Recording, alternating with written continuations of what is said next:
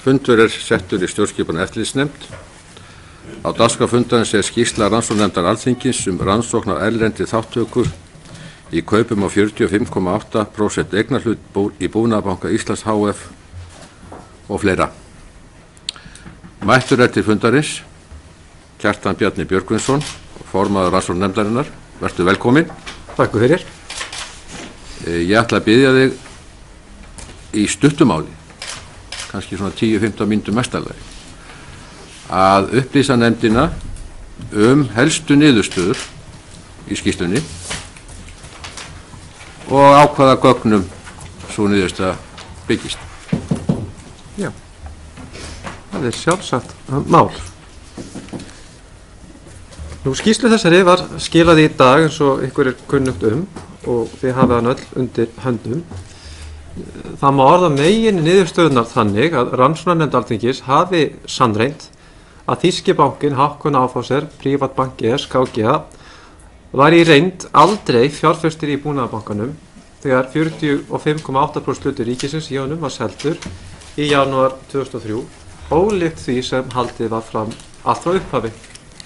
Það er afdráttarlaus niðurstaða rannsóknarnefndar Alþingis að stjórnvöld hafi skipulega verið blekkt í aðdraganda og kjölfarshörnir. Ítarleg skrifleg gögn sýna með óyggjandi hætti að þýski bankinn Hauck & Aufhäuser, Kaupþing HF á Íslandi, Kaupþing Bank Luxembourg og hópur manna sem vann fyrir og í þágu Ólafs Ólafssonar fjárfestis notuðu leynilega samninga til að fela raunverulegt eignarhald þess hlutar sem Hauck & Aufhäuser átti í orðukveðnu. Í raun var eigandi hlutarins aflandsfélagið Welling & Partners sem skráð var á Tortóla á bresku Jómfrúareyjum. Með fjölda leynilegra samninga og millifærslum á fjármunum, meðal annars frá Kaupþingi HF inn á bankareikning Welling & Partners hjá Hauck & Aufhäuser, var þýska bankanum tryggt algjört skaðleysi að viðskiptum í Búnaðarbankanum. Síðari viðskipti á grundvelli þessara leynisamninga gerðu það að verkum að Welling & Partners fekk í sinn hlut rúmlega 100 milljónir bandaríkjadala sem voru lagðar inn á reikning félagsins hjá Hauck & Aufhäuser. Snemma árs 2006, eða 3 árum eftir viðskiptin með eignarhlut ríkisins í Búnaðarbankanum, voru rúmlega 57 milljónir bandaríkjadala greiddar af bankareikningi Welling & Partners til aflandsfélagsins Marine Choice Limited sem stofnað var á lögfræðistofunni Mossack Fonseca í Panama en skráð var á Tortóla. Raunverulegur eigandi Marine Choice Limited var Ólafur Ólafsson. Svipað leyti voru 46,5 milljónir bandaríkjadala greiddar af bankareikningi Welling & Partners til aflandsfélagsins Stekel Advisors Limited sem einnig var skráð á Tortóla. Ekki liggja fyrir óyggjandi upplýsingar raunverulega eigendur Stekel eða hverjir nutu hagsbóta af þeim fjármunum sem greiddir voru til félagsins. Það er ítarlega fjallað málavexti í skýrslu rannsóknarnefndar Alþingis sem gerð var opinber í dag. Hún er aðgengileg á vefnum því hafið hann undir höndum og í henni er meðal annars að finna tölvupóstsamskipti milli ofangreindra aðila. Þau sýna hvernig íslensk stjórnvöld voru blekkt og hvernig rangri mynd af viðskiptunum var haldið af fjölmiðlum og almenningi. Á hinn bóginn bendir ekki til annars en að öðrum aðilum innan fjárfestahópsins sem keypti hlut ríkisins í Búnaðarbankanum, S-hópsins svokallað, hafi verið ókunnugt leynisamningana og þeir hafi staðið þeirri trú að Hauck & Aufhäuser væri raunverulegur eigandi þess hlutar sem hann var skráður fyrir. Eins er ekkert sem bendir til þess að stjórnvöld, þar að segja starfsmenn stjórnarráðsins, þáverandi ráðherrar hafi haft neina vitneskju þessa leynisamninga sem lýst er í skýrslu nefndarinnar. Nefndir af þessu tagi hafa auðvitað mjög víðtækar upplýsingaheimildir og heimild til að afla gagna upplýsinga. Og á grundvelli þeirra heimilda fékk nefndin aðgang á upplýsingum úr gögnum sem lágu til grundvallar skýrslu rannsóknarnefndar Alþingis frá 12. apríl 2010 aðdraganda og orsakir falls íslensku bankanna 2008 og tengda atburði og vistar eru hjá Þjóðskjalasafni Íslands. Það fekk nefndin aðgang á upplýsingum úr kerfum Arion banka HF, Deloitte DHF, Fjármálaeftirlitsins, Forsætisráðuneytisins, héraðssaksóknara, áður embætti sérstaks saksóknara, Íslandsbanka HF, Kauphallar Íslands HF, Kaupþings EHF, áður slitastjórn Kaupþings, Nasdaq verðbréfamiðstöðvar HF og Ríkisendurskoðunar. Í því sambandi rétt að hafa í huga að eftir að rannsóknarnefnd Alþingis lauk störfum 12. apríl 2010 hefur umtalsvert magn gagna komið í vörslur ofangreindra stofnana og aðila sem varpað hafa skýrara ljósi á þau atvik sem þessi rannsókn tekur til. Allir þessir aðilar brugðust greiðlega við beiðni nefndarinnar og fær hún þeim öllum þakkir fyrir veitta aðstoð. Samkvæmt 8. grein laga nr. 168/2011 var nefndinni heimilt að kveða menn til skýrslutöku og var það gert. Rannsóknarheimildir nefndarinnar tóku ekki til erlendra stjórnvalda og einkaaðila. Nefndin lét eigi að síður á það reyna hvort afla mætti upplýsingar frá erlendum stjórnvöldum. Þannig var þýska fjármálaeftirlitinu Bundesanstalt für Finanzdienstleistungsaufsicht ritað bréf 29. september 2016 þar sem óskað var eftir upplýsingum hvort stofnunin byggi yfir gögnum raunverulegt eignarhald Hákon Áfæssonar og Eglu hf. Á tímabilinu janúar 2003 til loka ársins 2005. Í bréfi þýska fjármálaeftirlitsins frá 18. nóvember 2016 til rannsóknarnefndar Alþingis bar eftirlitið fyrir sig þagnarskyldu þau málefni og vísaði til þess að samkvæmt gildandi ákvæðum þýskra laga gæti stofnunin einungis miðlað upplýsingum fjármálafyrirtæki sem ekki væru opinberar til fjármálaeftirlitsins hér á landi. Fyrirspurn rannsóknarnefndarinnar þetta atriði var því ekki svarað. Rannsóknarnefndin leitaði í kjölfarið til fjármálaeftirlitsins að það beindi sambærilegu erindi til þýska fjármálaeftirlitsins og nefndin hafði áður sent. Fjármálaeftirlitið sendi tölvubréf með slíkri fyrirspurn 25. nóvember 2016. Með bréfi dagsettu 21. desember 2016 hafnaði þýska fjármálaeftirlitið erindi fjármálaeftirlitsins.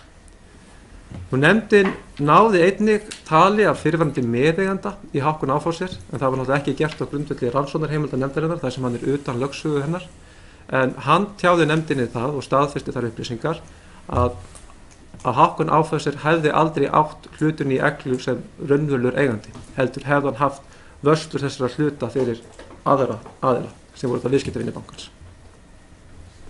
Ef það eru einhverjar frekari spurningar þá gef ég ykkur kost á þeim og reyna að svara þeim eftir bestu getu.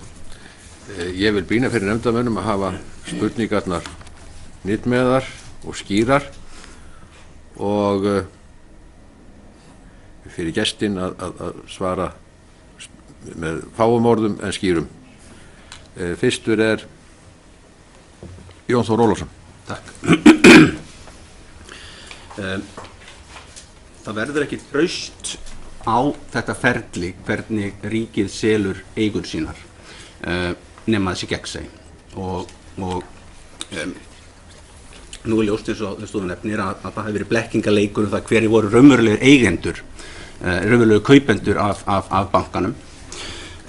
Þingsályktunin sjálf sem að bjó til þessa nefnd hún segir að tilgangur tillögunnar að leiða í ljós hver hafi raun og verið eigendur eða þátttakendur að þessu sem það kemur fram en jafnframt að skapa grundvöll fyrir nánari afmörkun á annarri ályktun Alþingis almenna rannsókn og einkavæðingu allra þriggja bankana og þar kemur fram í þeirri þingsályktun að það þurfa að veita heildstætt yfirlit yfir þá stefnumörkun, ákvarðanatöku og framkvæmd sem réð för við sölu hlutabréfa í bönkunum þremur, svo draga megi lærdóm af ferlinu við mótun stefnu hvernig best verið staðið að sölu eignarhluta ríkisins í fjármálafyrirtækjum í framtíðinni. Þannig að þetta mikilvægt innlegg sem kemur þarna, en núna það nefndarinnar að víkka þetta út, þannig við fáum að vita þetta og þá svo að landsmenn allir viti hvað hægt að gera núna í kjölfarið og það við getum lært af þessu núna ef það nýbúið að vera að selja eignarhluti ríkisins í öðru fjármálafyrirtæki, Arion banka þar sem að slóðin eins og kemur fram á eignarhaldinu að þeim kaupendum endar á Caymaneyjum og þetta náttúrulega undirbyggir ekki traust og nú hefur AGS líka sagt að þessir eigendur að svona vogunarsjóðir séu ekki góðir eigendur fyrir fjármálafyrirtæki eða fyrir svona viðskiptabanka. Þannig að það sem að landsmenn þurfa að fá að vita til þess að skapist eitthvað traust aftur á þessu það að vita það hverjir eru raunverulegir eigendur eða kaupendur núna á Arion banka og það eitthvað sem að fjármálaeftirlitið segist munu að fá upplýsingar hverjir séu endanlegir eigendur. Og þá kem ég að spurningunum það hver raunverulegar heimildirnar eru til þess að við getum verið fullvisst það hverjir séu þessir eigendur sem eru á bak við fjármálafyrirtækin á Íslandi. Fjármálaeftirlitið segist fá þessar upplýsingar endanlega eignarhald og fá svar hjá þér varðandi það. Og í morgun að þá kallaði Smári McCarthy, þingmaður Pírata efnahags- og viðskiptanefnd það að nefndin fái þessar trúnaðarupplýsingar til sín sem hún getur samkvæmt 51. grein laga þingsköp getur hún kallað eftir þessum trúnaðarupplýsingum frá fjármálaeftirlitinu og farið yfir það, sé hvernig eignarhaldið og sé hvort það sé þá einhver ástæði til þess að bregðast frekar við það. Jafnframt er mikilvægt að stjórnskipunar- og eftirlitsnefnd bregðist við og fá þessi gögn líka vegna þess í 8. grein laga um þingsköp segir að stjórnskipunar- og eftirlitsnefnd nefndin skal einnig hafa frumkvæði að því að kanna ákvarðanir einstakra ráðherra eða verklag þeirra sem ástæða þykir til að athuga á grundvelli þess eftirlitshlutverks sem Alþingi hefur gagnvart framkvæmdarvaldinu. Og það er mjög mikilvægt að við fáum þá að vita þær ákvarðanir og það verklag sem var á bakvið ákvarðinu það að selja þessum aðilum í Arion banka, sem eru aðilar sem AGS segir sér ekki góðir fjárfestar fyrir bankan. Og þetta er ekki spurning til gestsins, hér er þetta að flytja ræðu allt annan hlut. Ég brýni fyrir nefndarmönnum að spyrja spurninga sem tekur til umboðs rannsóknarnefndarinnar varðandi þessa sölu, ekkert annað. Þannig að ef þú ætlar að eftir með einhver spurningum það, þá vil ég komi strax og svo tökum við nokkra saman. Gjörðu svo vel, Jón.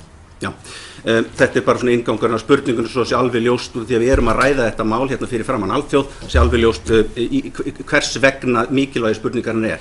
Hvaða heimildir eru í dag til fyrir fjármálaeftirlitið og önnur stjórnvöld til þess að ganga og skugga það hverjir eru raunverulegir eignarheldur og eignarkeðjuna á bakvið það sem eru eigendur að kaupa núna í fjármálafyrirtækjum sem að ríkið að einkavæða.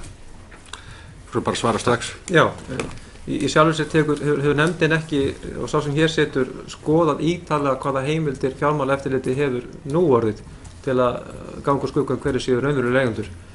Nefndin var alltaf fyrst og fremst að horfa á atvik máls og lagaumhverfi eins og það var þegar atburðir þeir gerðust, sem skýrsla nefndarinnar tekur til, sem var á árunum 2002, 2003 og svo fram til 2006.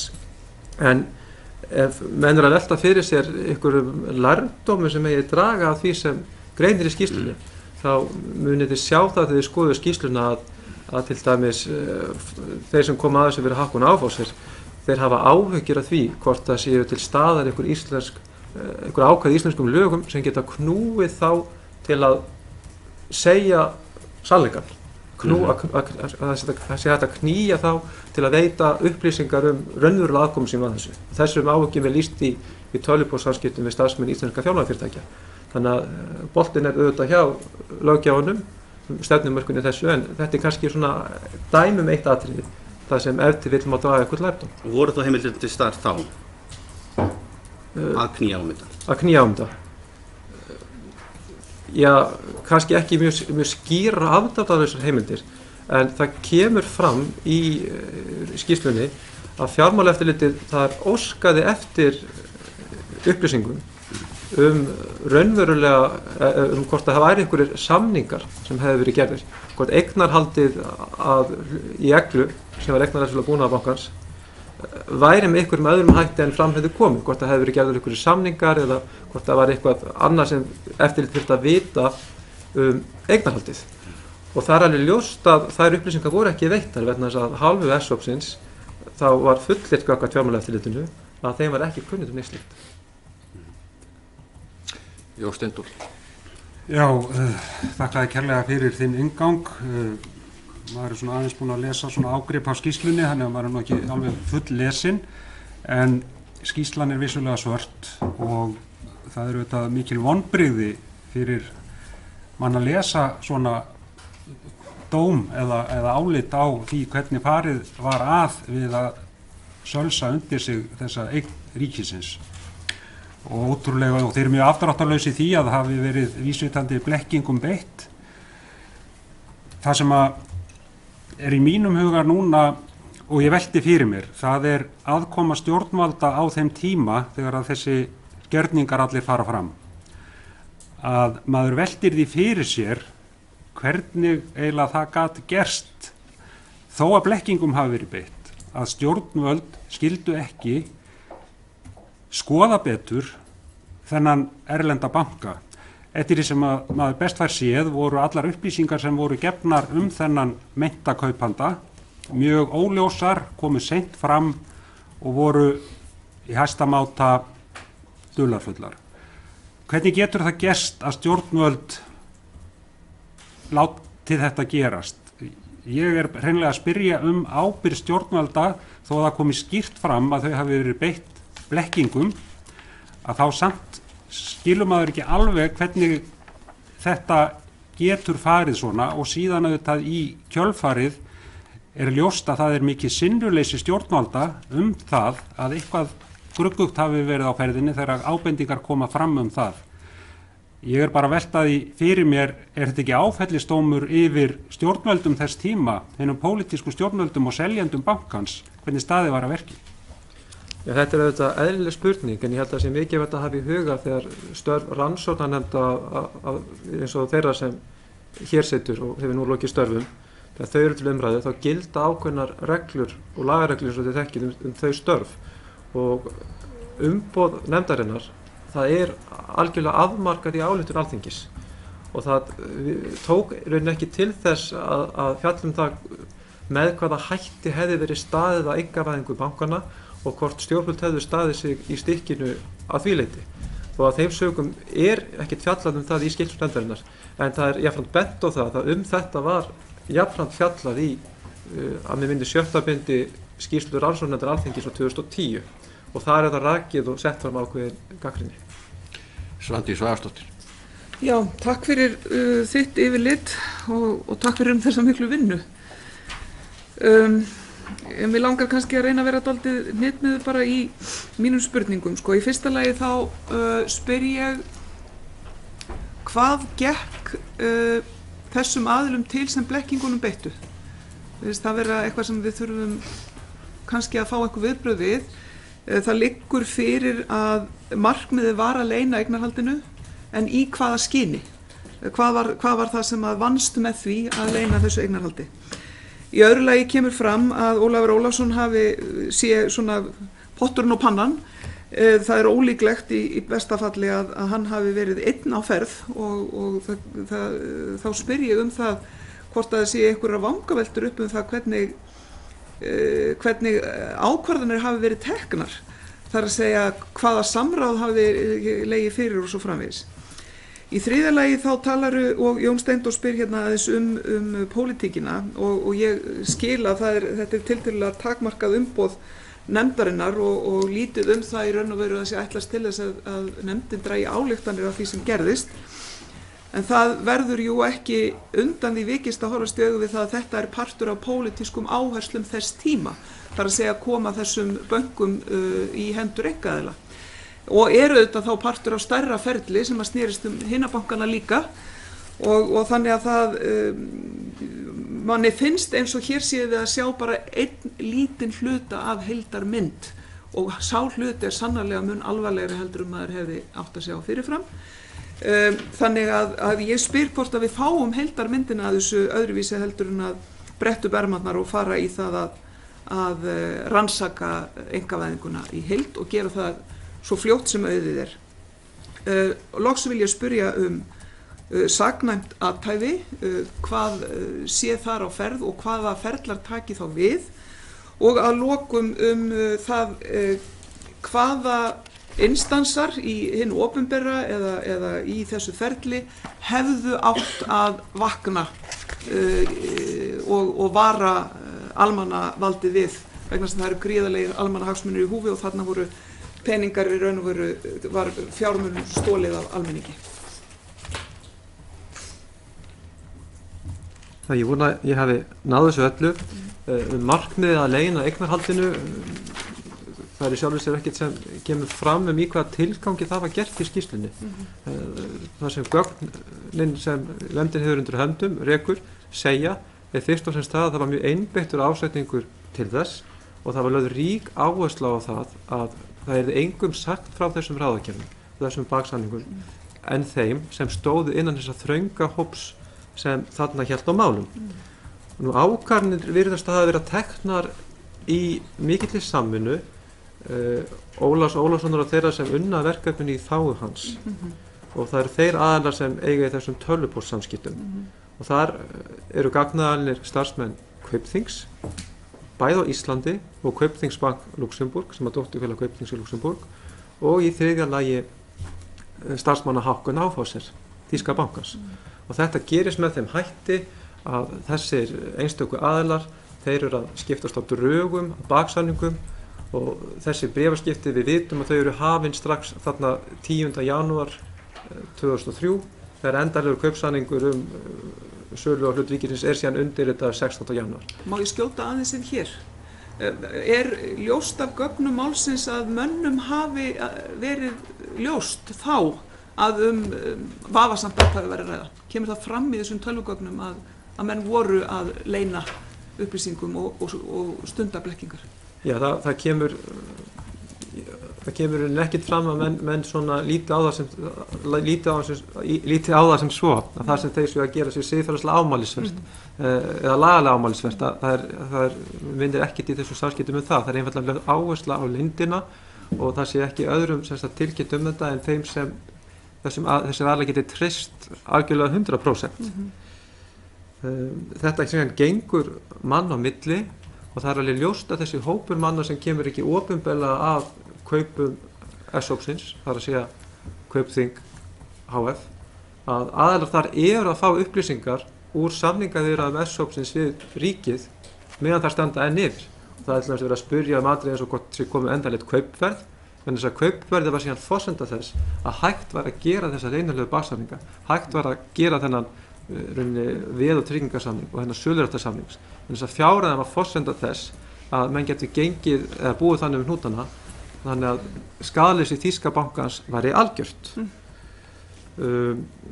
Varðandi heildarmyndina þá var það nú þannig þegar ég var beðinn að taka þetta verk að mér og maður hefur þessa vegferð þegar maður rennir blint í sjóinn og það er auðvitað alltaf sá möguleiki ef svo má orðið komast þegar tekið til við að rannsaka eitt mjög afmarkað einstakt mál sem er 14 ára gamalt að þar grípi menn einfaldlega í tómt og þá vaknar auðvitað spurningin hvers vegna er verið að kosta fjármunum og mannefla í það þegar ekkert skýrist svo í raun. Það kom hins vegar heldur betur annað á daginn í þessu tiltekna máli en hvort sama sagan verði ef aðrir þættir einkavæðingar eru rannsakaðir og þeir hafa verið rannsakaðir, vissulega rannsóknarnefnd Alþingis sem skilaði skýrslu 2010, það er hvort eitthvað meira komið ljós, ég held að það sé ómögulegt að segja til það á þessu stigi, en fullir af það ánum það. Nú saknæmt athæfi eins og umboð þessara nefndar er afmarkað og Alþingi gerir í þingsályktuninni með að fela þessa rannsókn einu manni, þá var þar með útilokað að nefndin færi að fjalla refsiverða háttsemi eða meinta refsiverða háttsemi. Eins og kunnugt þá gera lög rannsóknarnefndin ráð fyrir því að þá séu nefndinar mannar 3 einstaklingum ef það stendur til að taka afstöðu til slíkra atriða. Það er eins og að benda þá í skýrslu nefndarinnar að vegna þess langa tíma sem liðin er frá þá séu hugsanlega öll refsiverð brot ef slík brot kunna verið til staðar og ég legg áherslu á það að ekkert fullyrt það í skýrslu nefndarinnar. Þá eru þau vantanlega fyrnd og svarar þetta spurningunni. Ég vil minna nefnda... Ég spurði hvað það væri á vettvangi almannavaldsins sem að hefði átt að vakna í þessu ferli, Ríkisendurskoðun, ég meina hvað... Já, það er kannski, það má náttúrulega draga ýmsan lærdóm og það verða náttúrulega aðrir gera það frekar en nefndin leggur fram upplýsingar en maður getur svo sem alveg velt fyrir sér hlutum eins og það er rauninni aldrei í ferliru til dæmis óskað eftir beinum og millilega lausum upplýsingum að minnsta kosti skriflega því gögn nefndarinnar sína skriflega. Nú getur verið að það hefði gerst munnlega þá hefur nefndin ekki vitneskilna. En það vantar til dæmis kannski að það sé afla beinna og millilega lausa upplýsinga frá fyrirsvarsmönnum Hákon Áfásir sjálfs hver raunverulega aðkoma þeirra var. Ég vil minna nefndamenn á að tíminn er mjög takmarkað sem við höfum og svo allir komist að stuttar hnitmiðar spurningatak. Vilhjálmur Bjarnason. Já, takk fyrir og ég ætla nú að byrja því að þakka þér og samverkamönnum fyrir ágæta vinnu eins og þetta horfum við mér í fyrstu yfirferð. Í fyrsta spurning mín hún varðar erlendan banka. Var það ekki forsenda fyrir í sölunni að það kæmi erlendur banki að kaupunum á Búnaðarbankanum, var það ekki hluti af fegurðarsamkeppninni. Annað, að það varðar $100 milljónir sem eru upp af fjárhæðin í þessu dæmi, að hvaða áhrif hafði þessi greiðsla á eigið fé Búnaðarbankans samkvæmt útreikningum eigið fé, þar sem að undirliggjandi eignir voru veð í öðrum bönkum sem ber að draga frá. Var bankinn Kaupþing starfhæfur eftir þessa fréttu? Og síðan var þar og þessi flétt ekki öll til þess í rauninni að tæma bankan, það er að segja að það er aldrei neitt lagt fram, en það er hins vegar mikið tekið út úr bankanum í þessu ferli. Og síðan það eftirlitsaðilar sem ég vildi nefna hérna. Telur þú að þýska fjármálaeftirlitið, samanber spurningar og svör á blaðsíðu 44 og 45 í skýrslunni, að það hafi tekið þátt í þessari blekkingu með beint eða með aðgerðarleysi, og síðan aftur Ríkisendurskoðun að þessi athugun Ríkisendurskoðun 2006 fóruði rækilega niður í þá aðferðafræði og þær spurningar sem þar voru bætt var rætt við þáverandi Ríkisendurskoðanda. Og síðast en ekki síst, telur þú að KPMG með bréfi sínu 2006 hafi haldið áfram þáttöku í þessum blekkingaleik? Takk fyrir. Já, varðandi fyrstu spurninguna aðkomu erlendrar fjármálastofnunar, þá var það kannski ekki eitthvað ófrávíkjanlegt skilyrði sem réði eitt og sér úrslitum, en nefndin dregur þá ályktun og rökstuður hana að það sé ljóst að það sé grundvallar forsenda fyrir því að S-sóknum var búið að eiga þessar einkaviðræður við ríkið. Nú varðandi þessar greiðslur, $100 milljónir hvort gengið hafi á fé Búnaðarbankans, nefndin rannsaka það ekki sérstaklega. Það verður auðvitað að setja ákveðin mörk fyrir hvað þetta er að rannsaka með tilliti til þess að reyna að ljúka svona vinnu á sem skemmstum tíma. En það er mjög skortið ljóst að þegar Kaupþing og Búnaðarbankin voru saminuð á vordöðum 2003, þá er það ljóst að þeim tölvupóstsamskiptum milli starfsmanna Kaupþings sem nefndin hefur undir höndum að fólk þar hafði mjög vara á sér við að upplýsa til dæmis endurskoðenduna sem framkvæmdu það áreiðanleikakönnun í aðdraganda samrunans þetta lán til Welling & Partners og í hvaða skyni það var gert og hvað bjóð það raunverulega baki, og því öllu er lýst í skýrslunni.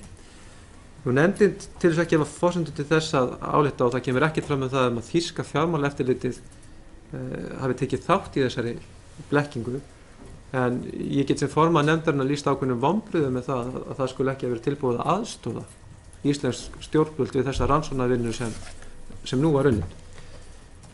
Varðandi athugun Ríkisendurskoðun og KPMG, nefndin sjálfur sér ekki ástæða til þess að rannsaka það eitthvað sérstaklega. Nefndin telur að þau gögn sem er aflað með samskiptum starfsmanna Kaupþings, fulltrúa Ólafs Ólafssonar, Hákon Áfóðsson, þau hefja yfir allan vafa hver aðkoma Hákon Áfóðsson var í reynd, og þar með liggur auðvitað hlutarins eðli að þessar upplýsingar sem voru veittar á sínum tíma til íslenskra stofnana gáfu ekki að mati rannsóknarnefndarinnar rétta og sanna mynd af hlutunum eins og þau voru. En hvort aðrir aðilar hafi vitað þetta, það bendir ekki til þess í gögnunum. Tæming og KPMG? Fyrir ekki? Bankatæming? Já. Var þetta bankatæming þessi aðgerð? Og hlutur KPMG í svarbréfi 2005-06? Sjálfur sér hefði nefndin ekkert, það er ekkert fullyrt það í skýrslu nefndarinnar. Nefndin leita á þessum umboð sitt að komast að sannleikunum og hver var þáttur Hákon Áfóðsson í reynd, og telur þess að hafa gert grein fyrir því að eins miklu marki og und var. Það eina raunin sem stendur eftir sem ósvöruð spurning, og það verður nú takast vel aðtöðun hvort und sé að upplýsa það með einhverjum leiðum. Það er auðvitað eignarhald af þessu félagi Deckel Advisors Limited sem skráður á Tortóla og fær til sín umtalsverðan skerð af endanlegum ávinningi Welling & Partners sem nemur þá rúmlega 46 milljónir bandaríkjadala. Nefndin hefur ekki í óumkenndu gögnum hverjir það hafa verið, Hún getur leitt ákveðna líkur að því og bendir til dæmis á að Kaupþing HF hafi borið alla áhættu af þessum samningum. Áhættan var ekki á félögum Ólafs Ólafssonar af því að nefndi far séð eða Hákon Áfársson einu leyti. Það var Kaupþing sem tók áhættuna og það má kannski leiða ákveðna líkur að því að félagið eða ykkur því tengdir hafi þá notið ávinningsins. En eins og ég legg áherslu á, það eru engin óyggjandi gögn til staðar sem sýna fram á hver það hafi verið. KPMG, ég fá svar við öllum spurningum. KPMG, svarbréf KPMG 2005-06. Já, það liggur fyrir gagn sem fjármálaeftirlitinu á amta sínum tíma, sem var bréf KPMG til Hákon Áfársson í Þýskalandi að bankin hefði átt þessi farið raunverulega með hlut í eglu. Þetta bréf, á þess að það sé ekki neið vitneskja til þess hvort þar hafi ykkur vísindandi verið að beita blekkingum, efni þess er ekki í samræmi við þau umfangsmiklu og ítarlegu gögn sem nefndin hefur aflað og birt í skýrslu. Sigurður Ingi Jóhannsson. Já, takk fyrir þetta og takk fyrir ykkar vinnu. Ánægilegt fyrir Alþingi að sjá að rannsóknarnefndir skili á tíma og skili niðurstöðu. Það er kannski ágætur lærdómur fyrir okkur að þegar við setjum slíkt á laggirnar að efnið sé nægilega afmarkað, þó að ég skildi þig að auðvitað þegar mann fara að skoða svona þá getur það stekkað við skoðunina. Að því litla sem maður hefur náð að lesa skýrslunni að þá er það nokkuð augljóst að sú mynd sem að menn höfðu af þessu gjörðum á sínum tíma og í umfjöllun, jafnvel pólitískri, að hún breytist talsvert við þetta, þar sem að ljóst er að þarna virðist einn aðili og hans ráðgjafar hafa blekkt alla aðra og í því ljósi er þetta benda á að Ríkisendurskoðun í tvígang sem skoðaði þetta virðist ekki hafa áttað sig á þessari blekkingu, þannig að það hefur komið fram núna nýjar upplýsingar að því lútandi og það er auðvitað gott að fá skýra sýn á það sem að þarna var að gerast. Mig langar að spyrja tveggja spurninga. Önnur snýr þá að þeirri faglegu ráðgjöf sem að stjórnvöld voru með á þessum tíma, hvort að þessir aðilar, þessir faglegu ráðgjafar stjórnvalda, hvort að þeir fallið þá undir þennan sama flokk að það voru allir blekktir og það var engar vísbendingar að þessir faglegu ráðgjafar sem ráðlögðu stjórnvöldum hvernig haga skyldi á hlutunum, að þeir hafi aldrei á neinum tímapunkti hvorki haft einhverja vísbendingar eða spurningar þetta ferli. Hinn spurningin snýr að því að á þessum tíma var talað mikilvægi þess að fá inn erlendan banka og það var annar erlendur banki, franskur banki, sem ég man ekki í augnablikinu nafnið á, sem var talinn þarna sem væri á leiðinni og svo kom það allt í óvænt í ljós að það var þessi þýski Hákon Áfársson sem kom þarna inn. Er eitthvað sem bendir til aðkomu hins franska banka að þessari fléttu? Já, varðandi fyrstu spurninguna, tengslu þess að faglegu ráðgjöf, þá kemur það fram í þessari skýrslu sem og skýrslu rannsóknarnefndar Alþingis frá 2010 að stjórnvöld hafi lagt mikið traust á ráðgjafana sem þau fengu frá breska bankanum HSBC og það er í sjálfu sér kannski ekki farið mörgum orðum það í skýrslum nefndarinnar, en það er mjög sko til ljósta málsatvikum að ráðgjafar þess banka voru gerðir að ákveðnu svona millilið sem tók við öllum helstu upplýsingum og skilaði þeim síðan áfram til starfsmanna framkvæmdanefndar einkavæðingu. Og þarna var minnst kosti látið við það una að allar þessar upplýsingar sem voru þarna meinta aðkomu erlends banka voru lengst af óljósar og aldrei mjög skýrar og afdráttarlausar. Þannig að því er lýst í skýrslu nefndarinnar. Að því að vara spurninguna Société Générale sérstaklega, þá bendir í rauninni flest til þess að þessir starfsmenn, þetta eru í rauninni þeir sem ásamt Guðmundi Hjaltasyni sem var framkvæmdastjóri hjá Samskipum, það eru starfsmenn þessa banka, þeir Ralf Darpe og Mikael Sátter, þeir sem nefndin telur að hafi komið að málunum sem sérstakir fulltrúar Ólafs Ólafssonar í þessum leynilegu baksamningum. Sem eins konar höfundar fléttunar þá. Já, minnst hvort þið virkið þáttangundir fléttinu og það kemur fram, og það kom fram í vitnisburðum fyrir rannsóknarnefndinni meðal annars hjá þeim Kristjáni Loftssyni, stjórnarformanni KERS sem út af stór hluta veglu á þessum tíma, Margeiri Danielsinni sem var framkvæmdastjóri Samvinnulífeyrissjóðsins, að Ólafur hafði haft forgöngu að ræða við Société Générale og Guðmundur Hjaltason með honum og Société Générale hafi síðan fengið það verkefni þegar þeir lýstu því yfir seint í ferlinu að þeir myndu ekki koma að þessari fjárfestingu sem fjárfestar. Þá fara þeir í að afla Hákon Áfáser og þessir aðalar aflað síðan þess banka.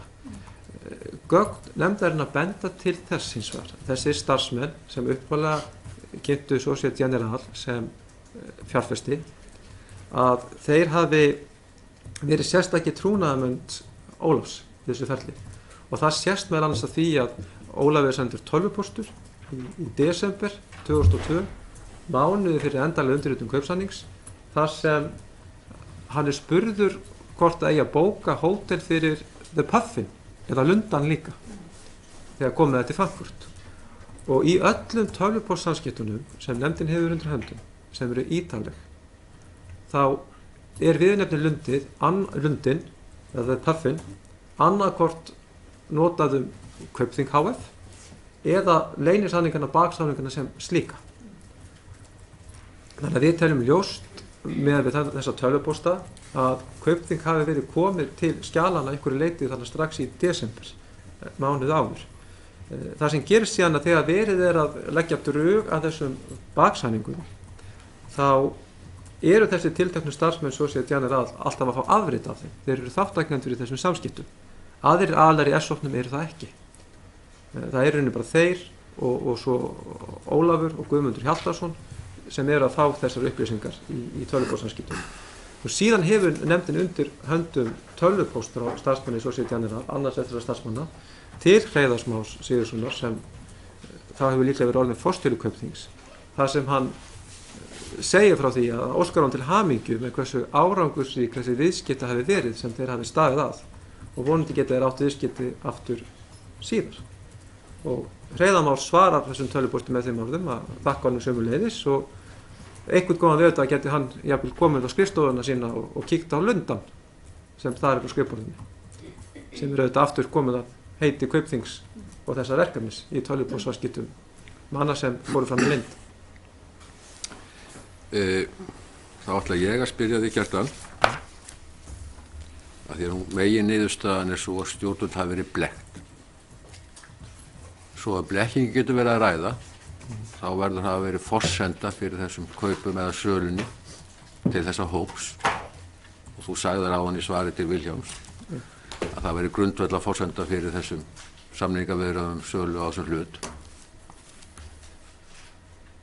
að þessi erlendi banki væri hluti af þessum hópi. Hvað er í gögnunum? Hvaða gögn hefur nefndin undir höndum sem segir okkur nákvæmlega það að þetta hafi verið grundvallar forsenda af hálfu íslenska stjórnvalda í sölu á bankanum? Og ef þetta hefur verið grundvallar forsenda, af hverju krafðust þá ekki stjórnvöld einhverja nánari upplýsinga?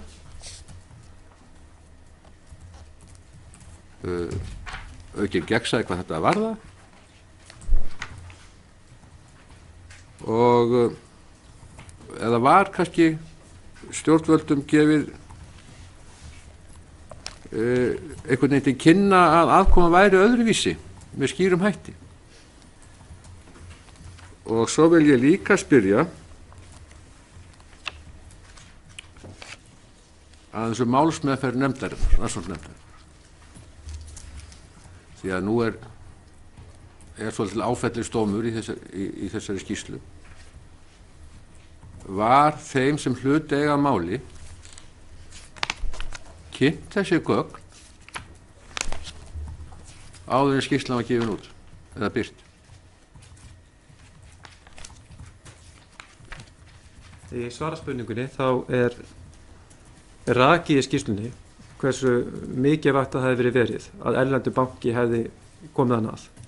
Og eins og ég orðaði það, var ekki sett sem eitthvað ófrávíkjanlegt skilyrði, en það var sjónarmið sem hafði vissulega mikið vægi til þess að S-hópurinn var valinn umfram aðra.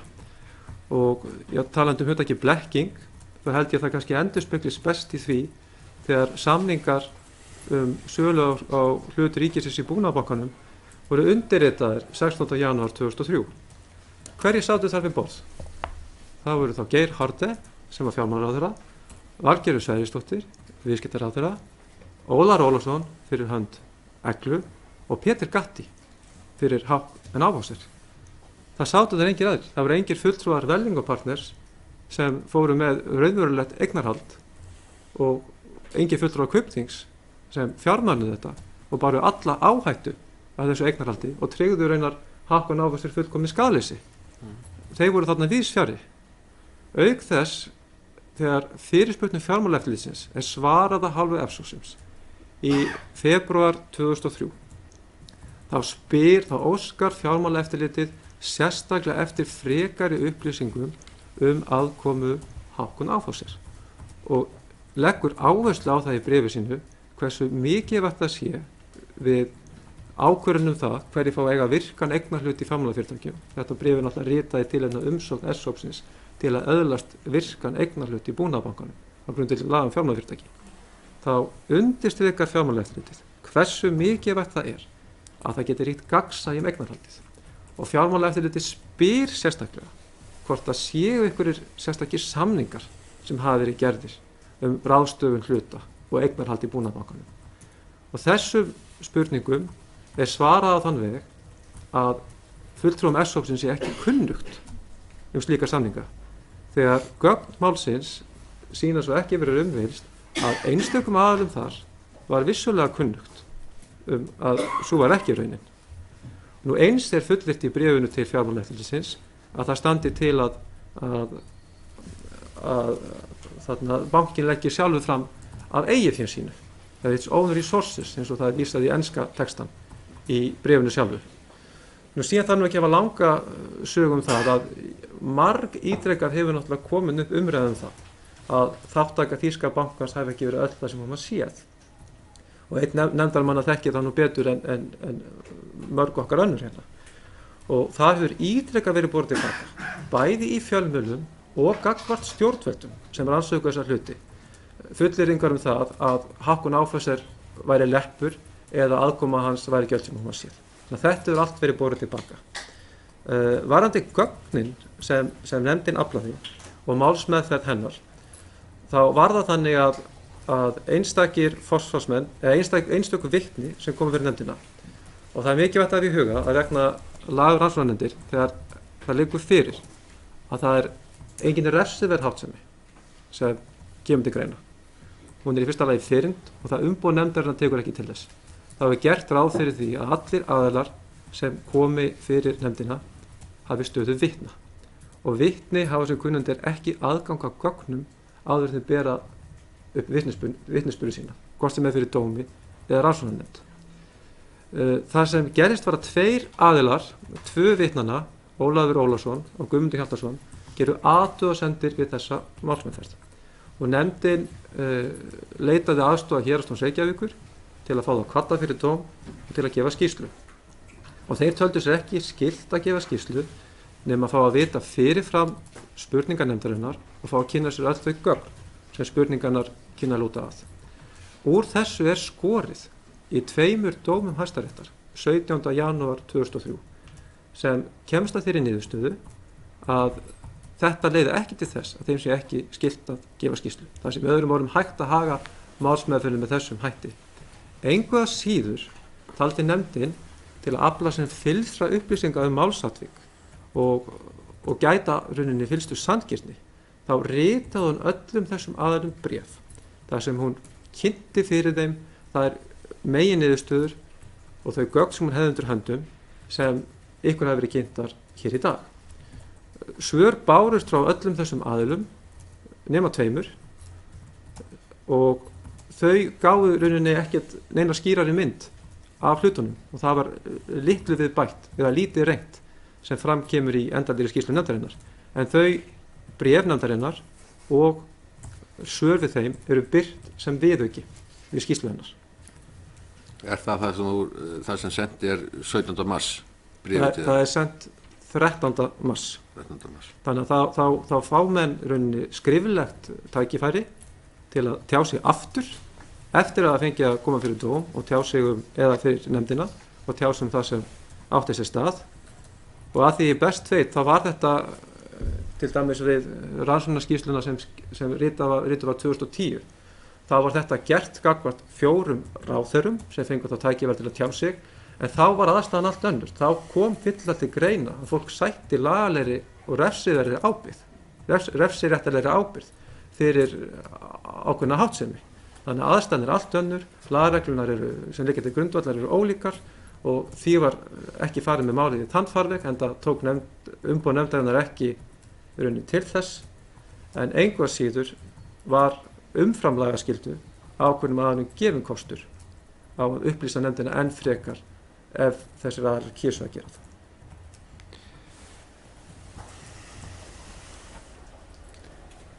Birgitta Jónsdóttir. Já, takk kærlega fyrir að gefa okkur skýra mynd þó á stuttum tíma, alveg rosalega stuttan tíma til þess að kynna okkur þessi mál áður en við eigum að reyna að spyrja spurninga innihald skýrslu sem við höfum ekki lesið, sem er náttúrulega eitt af vandamálunum sem að er birtingamynd í raun og veru alls aðdraganda hrunsins, að það er ekki nægilega skýr og vönduð vinnubrögð. En mér langaði að spyrja, eru einhverja leiðir til þess að komast, þarf frekar rannsókn við eða hvaða leiðir er hægt að nota til þess að komast að hvert eignar hver á dekkil? Það er í að því en það er ekki skýrt. Eru einhver gögn til staðar eða einhverja leiðir til þess að afla gagna, til dæmis í svona stóra gagnaleika frá þessu tiltekna fyrirtæki má segja for sagt. Og síðan langaði mig að spyrja, það hefur komið fram svona sem sagt einhver lærdómur, en er eitthvað sem að við sem löggjafi getum gert til að fyrirbyggja að aðrar sambærilegar blekkingar og fléttur yrðu framkvæmdar í sambærilegri gjörð eins og að einkavæða banka? Og eitt að lókum, ég langar að spyrja út af því að við höfum svo stuttan tíma núna til þess að spyrja formann rannsóknarnefndarinnar og tæknilega séð er störfum rannsóknarnefndarinnar lokið, hvort að það sé möguleiki að vakna einhverja spurningar að fá þig aftur á fund til okkar, þó svo það sé ekki í undir sama titli.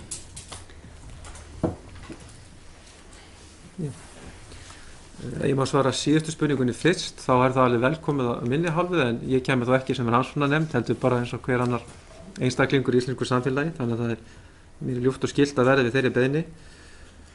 Varðandi aðkomu dekkil, þá rekur nefndin svona auðvitað á það, og það er auðvitað tilgangurinn með því að koma þessum málum fyrir í aflandsfélög. Hann er auðvitað fyrst og fremst að sá að gæta leyndarinnar. Það er raunin að hylja sig þessum leyndarhjúp, þannig að hvorki íslensk stjórnvöld né önnur, við erum ekkert einstæmi með þetta, komist í rauninni upplýsingar hvað þarna raunverulega var á seyði.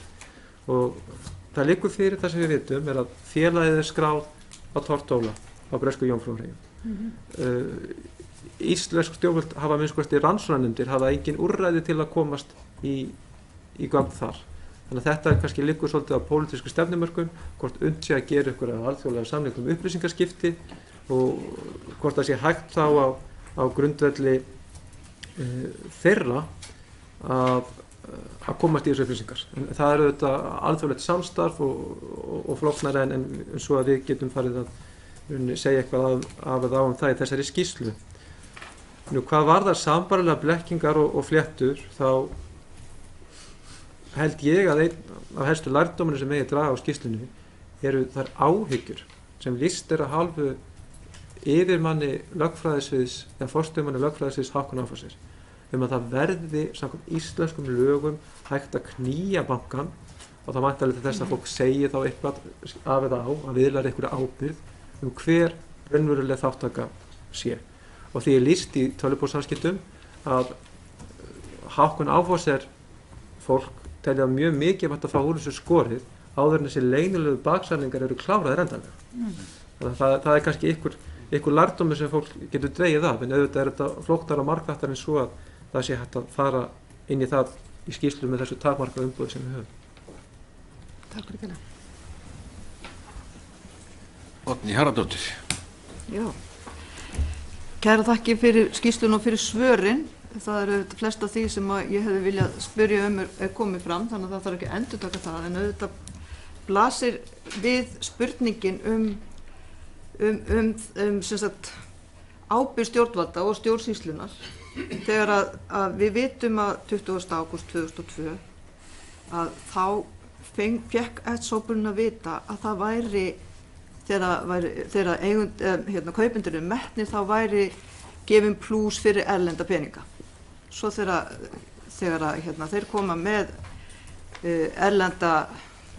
meinta erlenda peninga inn, að þá gefa þeir óljósar upplýsingar og athuganirnar eru síðan óformlegar ef ég skil rétt það sem kemur fram í þessari skýrslu. Og þá hljótum við auðvitað að spyrja,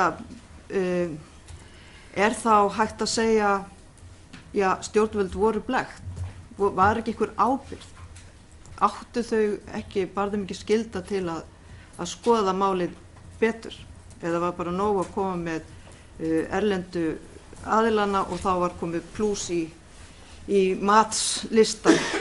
Og við hljótum líka að spyrja hvort að þetta kalli á frekari rannsóknir, hvort að við þurfum ekki að rannsaka eins og frá hefur komið hér, og hrinda í framkvæmt samþykkt sem að Alþingi gerði haustið 2012 rannsókn á einkavæðingu bankana allra, fjárfestingarbanka, atvinnulífsins og Landsbanka og Búnaðarbanka.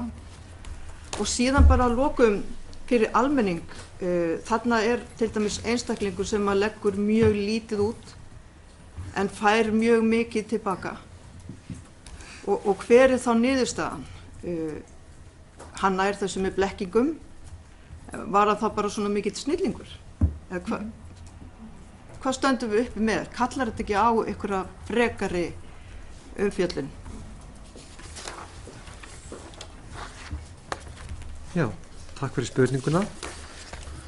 Það er auðvitað ljóst að það gefur út plús fyrir erlenda peninga, en hvað varðar í rauninni hvernig stjórnvöld sem slík stóðu að þessari einkavæðingu og þeirra verklagi í tengslu við það. Það var auðvitað fjallað þetta í skýrslu rannsóknarnefndarinnar frá 2010 og nefndin sá líka með tilliti til þess hvernig umboð þessar nefndar afmarkað.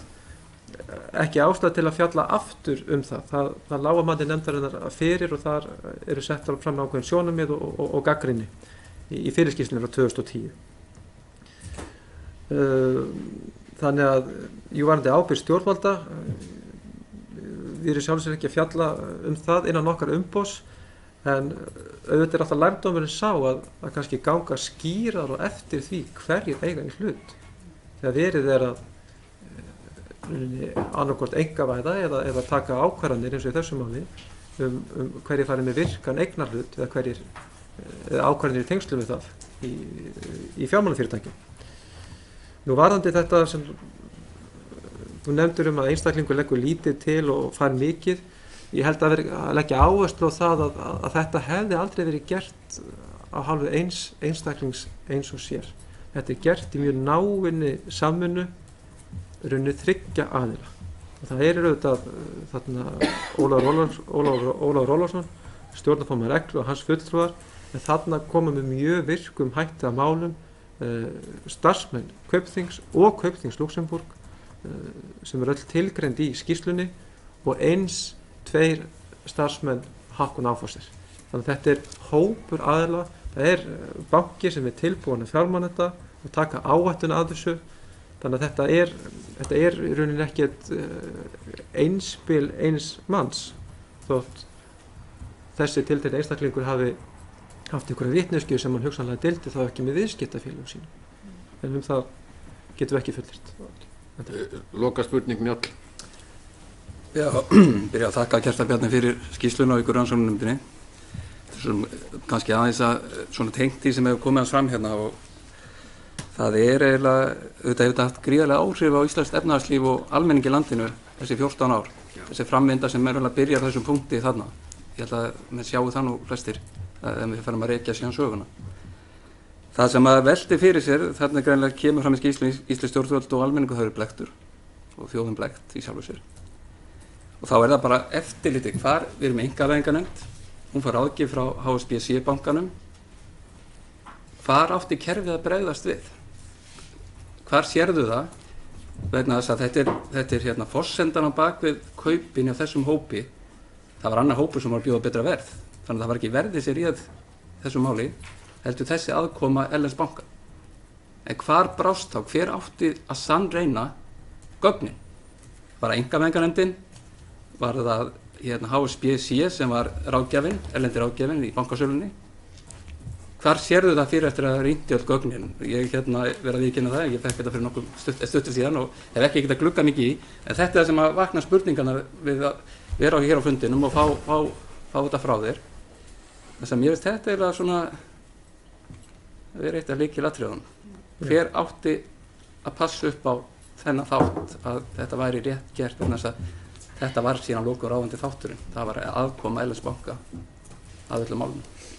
Já, eins og umboð nefndarinnar er fyrst og fremst að leita sannleikans og lýsa því sem gerðist. Og við teljum okkur hafa náð því að lýsa þessu betur og með ítalegri hætti en hefur verið unnt að gera hingað til, meðal annars fyrir tilstilli þeirra gagna sem var aflað. En ég hygg, sérstaklega eins og umboð nefndarinnar er afmarkað, þá verður það vera alltaf verkefni alþingismanna, stjórnmálamanna að fjalla þetta og grípa niður í það hvar eitthvað hafi brostið að hálfu stjórnvalda ef slíkt er raunin. Nefndin er ekki með neinar ályktanir það, en hún reynir að reyna að lýsa þessum atvikum eins ítarlega og mögulegt var til þess einmitt að skapa eins traustan og góðan efnislegan grundvöll fyrir ykkar störf og mögulegt var.